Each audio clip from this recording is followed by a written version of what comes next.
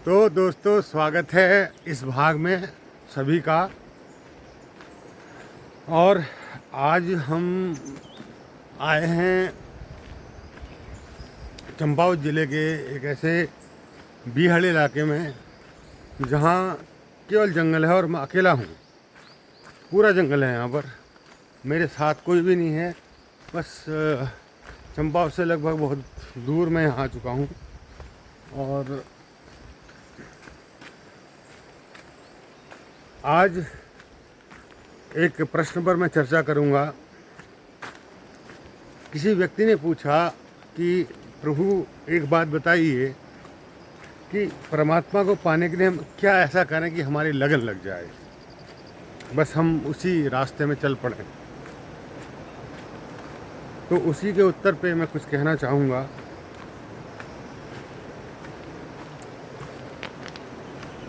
एक छोटी सी बात, एक छोटा सा एग्जाम्पल मैं देता हूँ। इन्होंने पूछा कि प्रभु को पाने के लिए क्या ऐसा करें। अगर आपको नींद पानी है तो नींद पाने के लिए आप क्या ऐसा करें कि आपको नींद आ जाए। नींद आते समय अगर आप कोई भी प्रयास करेंगे तो नींद नहीं आएगी। आप सारे प्रयास छोड़ देंगे और लेट जाएंगे तो नींद आ जाएगी। उसी प्रकार से आत्मा को पाने के लिए आपने सारे प्रयास छोड़ देने हैं। कोई भी लालच आपके मन में अगर रहेगा, कोई भी कर्म करने की इच्छा रहेगी, तो वो कर्म आपके लिए बाधा बन जाएगा। अगर आप कमरे में बैठे हैं, किवाड़ बंद करके बैठे हैं, तो सूरज की रोशनी आपके कमरे तक नहीं आएगी। आपको क्या करना है, अपनी तरफ से आप इतना ही कर सकते हैं कि किवाड़ खोल दें तो सूरज की रोशनी आपके कमरे में आ जाएगी। तो आत्मा को पाने के लिए, परमात्मा को पाने के लिए आपने सारे प्रयास छोड़ देने हैं, सारी इच्छाएं छोड़ देनी हैं और शांत हो जाना है। शांत होकर बैठ जाना है, तो उसी क्षण आपको परमात्मा मिल जाएगा। जब तक आप प्रयास करते रहेंगे तब तक आप उसे दूर भागते रहेंगे। अगर कोई चीज़ दूर है तो उसे पाने के लिए श्रम करना पड़ता है। धन आपसे दूर है, पद आपसे दूर है, तो बिना श्रम किए आप पद नहीं पा सकते, बिना श्रम किए आप धन नहीं पा सकते, क्योंकि वो आपसे दूर है। पर जो आप ही हो, आप ही को पाने के लिए आपको क्या करना पड़ेगा। आपको इंच भर भी दूरी तय नहीं करनी है, तो जो आप कर रहे हैं वो छोड़ देना पड़ेगा। तो करने का जो हमारा एक कंसेप्ट है, क्योंकि हम करना ही जानते हैं, हम न करना जानते ही नहीं हैं। न करना क्या होता है ये हमें पता ही नहीं है। न करना क्या होता है ये हम जानते ही नहीं है। इसी विधि को ध्यान कहते हैं। न करना सीखने के लिए हम ध्यान करते हैं। ध्यान से कोई उपलब्धि होती है ऐसा नहीं है। हम आप अपने जन्मों की जो आदत है, करने की जो आदत है हमारी, हर बात को करना है, बस बिना करे कुछ नहीं होता। हमने ये कह दिया कि परमात्मा ने संसार बनाया है, बिना परमात्मा के बनाए हुए ये संसार नहीं चल सकता। हम इस भाषा को जानते हैं, इसीलिए हमें भ्रम पैदा हो जाता है कि करने से ही होता है। असल में जो महान उपलब्धियां होती हैं न करने से होती हैं। आपकी सांस चलती है, आप उसके लिए कुछ करते हैं? कुछ नहीं करते हैं। सांस खुद ही चलती है, खुद ही आप जीवित हैं, कोई चला नहीं रहा उसको, खुद ही चल रही है, खुद ही चल रही है। तो जो चीज़ खुद ही चल रही है वही सबसे महत्वपूर्ण है। तो जो करना पड़ता है, दिल धड़क रहा है, खुद ही धड़क रहा है, आपको धड़काना नहीं पड़ता, खुद ही धड़क रहा है, तो उसके लिए आपको कुछ करना नहीं पड़ता। उसी प्रकार से परमात्मा को पाने के लिए भी आपको कुछ भी नहीं करना पड़ेगा। तो चलिए मैं आपको ये अपनी बातें जारी रखते हुए दृश्य का जो है निरीक्षण करवाता हूँ। कैसा दृश्य यहाँ पर है। एक व्यक्ति भी जा रहे हैं हमारे आगे से,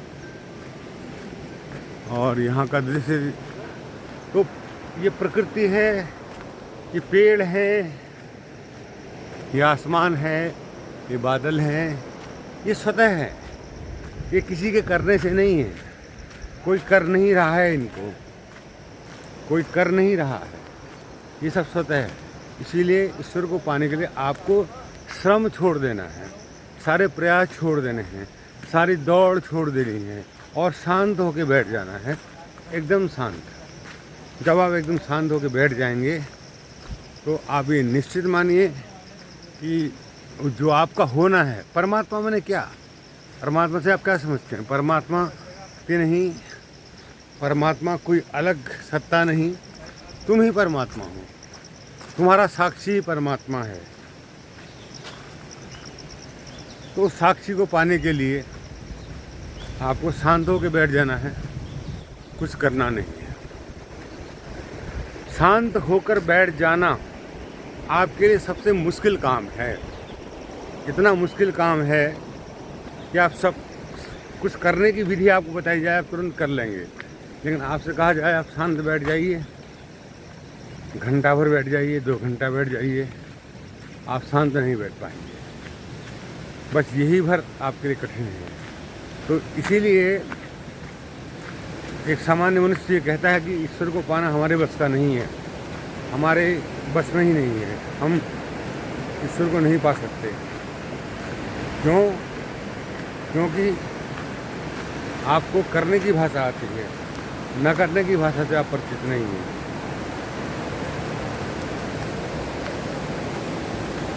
तो हम चलते चलते एक ऐसे पुल में आ चुके हैं। देखिए पुल है और इसके चारों तरफ एक छोटी सी नदी बह रही है और ये मेरा यहाँ आने का दूसरा अनुभव है। तो ये नदी है, इस तरफ भी नदी है और इस तरफ भी नदी है, बहुत खूबसूरत। ये परमात्मा का चेहरा है, ये प्रकृति परमात्मा का चेहरा है और परमात्मा बदन है, परमात्मा का शरीर है और तुम भी उसी शरीर का एक हिस्सा हो। तो उसको तुम पाने जा रहे हो, क्या ही कर लोगे और तुम्हारे करने से हो ही क्या जाएगा? क्या शक्ति है तुम्हारे करने की?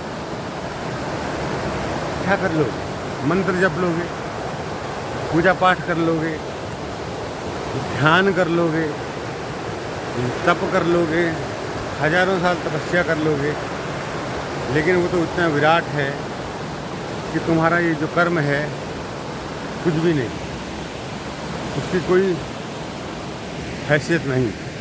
इसीलिए अंतिम रूप से मैं यही कहना चाहूँगा कि ईश्वर, परमात्मा, आत्मा या तुम्हारा होना, कई नाम दे दो उसको,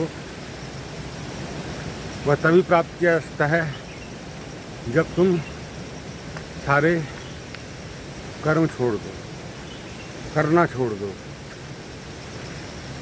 पंजी,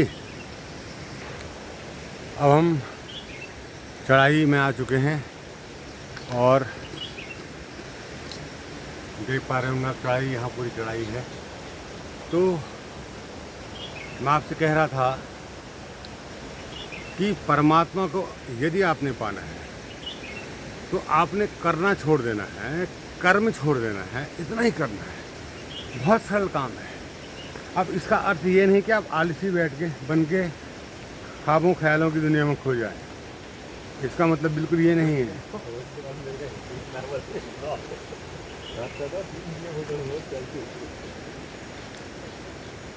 तो कई लोग समझते हैं हमारी बातें सुनने के बाद कि कुछ नहीं करना है तो बस पड़े रहो, कुछ मत करो। देखो, संसार में आपको अगर कुछ पाना है तो आपको करना पड़ेगा, बिना करे आपको कुछ भी नहीं मिलेगा। लेकिन अगर आपने परमात्मा को पाना है उसके लिए आपको कुछ नहीं करना है, ये आप निश्चित मानिए। और आप करने जाएंगे तो आप उलझ जाएंगे, आप फंस जाएंगे, आप उलझन में पड़ जाएंगे।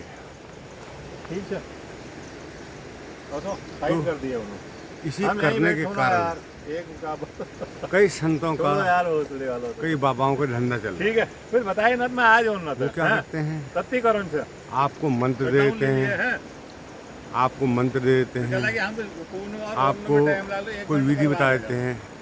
बस आप सोचते हैं गुरु जी ने हमें ज्ञान दे दिया, बस तो बहुत बड़ा ज्ञान हमको मिल गया है, अब हमको परमात्मा मिल ही जाएगा। तो करना सिखा दिया आपको, उलझा दिया आपको, परेशान कर दिया आपको।